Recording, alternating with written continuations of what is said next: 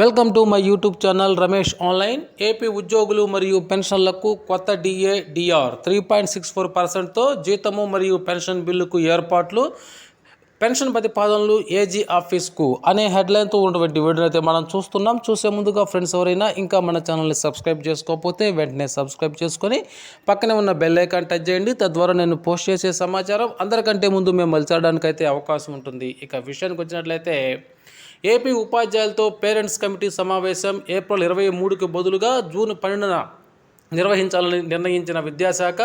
అయితే ఏప్రిల్ 23న విద్యార్థులకు ప్రోగ్రెస్ కార్డులు ఇచ్చి ఫోటోలు దిగాలి. మార్క్స్ ఎంట్రీ ఆన్లైన్లో పూర్తి చేసి హోలిస్టిక్ ప్రోగ్రెస్ కార్డ్స్ను ఇవ్వాల్సి ఉంటుంది. ఓటు ఉన్న నియోజకవర్గంలోనే ఉద్యోగులకు ఓపీఓగా డ్యూటీ పడితే ఫామ్ 12Bలో ఎలక్షన్ డ్యూటీ సర్టిఫికేట్ ద్వారా డ్యూటీ పడిన పోలింగ్ స్టేషన్లోనే ఈవీఎం ద్వారా ఓటు వేయవచ్చు.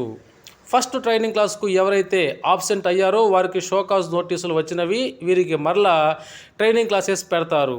పోలింగ్ విధులకు సాధ్యమైనంత వరకు హాజరు కావడానికి ప్రయత్నించండి. డుమ్మా కొట్టి కష్టాలు పడవద్దు. రోజుల తరబడి జిల్లా కలెక్టర్ ఆఫీసుల చుట్టూ తిరగాల్సి వస్తుంది. ఫామ్ 12ను పనిచేయుచున్న అసెంబ్లీ రిటర్నింగ్ అధికారికి ఇచ్చిన మే 5 లేక 6 తేదీల్లో పోస్టల్ బ్యాలెట్ను ఓటు ఉన్న నియోజకవర్గ కేంద్రంలో పోస్టల్ బ్యాలెట్ ఫెసిలిటేషన్ సెంటర్లో వేయాలి. ఏప్రిల్ నెల బిల్లులు ఈ నెల 18 నుంచి కొత్త డిఆర్తో చేసుకునేటువంటి ఏర్పాట్లు అయితే జరుగుతున్నవి. ఇక ఎంప్లాయీస్ ఎవరు కూడా నామినేషన్ ర్యాలీల్లో పాల్గొనరాదు. ఉపాధ్యాయ సంఘాలు ఏ రాజకీయ పార్టీకి ఓటేయమని తీర్మానాలు చేయవు. మన ఓటు మన ఇష్టం. ఎస్ఎస్సి రిజల్ట్స్ ఈ నెల 4వ వారంలో మేబీ 25th ఏప్రిల్ 25న రావడానికి అవకాశం ఉంది. హై స్కూల్స్ ప్లస్ల అస్తిత్వం కాపాడుకోవాల్సిన పరిస్థితి వచ్చింది. ఫెయిల్ అయిన వారికి రెమెడియల్ క్లాసులు పెట్టాలి. ఎస్ఎస్సి ఫలితాలు రాగానే అడ్మిషన్స్ కోసం డోర్ టు డోర్ క్యాంపెయిన్ చేయాలి. అడ్మిషన్స్ లేకపోతే అవి నాన్ అవైలబుల్గా పరిగణిస్తారు.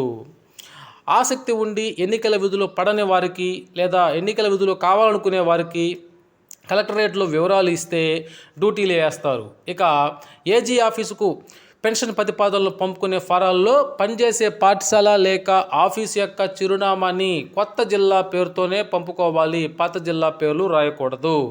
అత్యవసరం అయితేనే ఏప్రిల్ 23న అనగా లాస్ట్ వర్కింగ్ డేస్న సిఎల్ కానీ స్పెషల్ క్యాజువల్ లీవ్ను కానీ కాకుండా హెచ్పిఎల్, ఈఎల్ లేదా మెడికల్ లీవ్ను పెట్టుకోవచ్చు.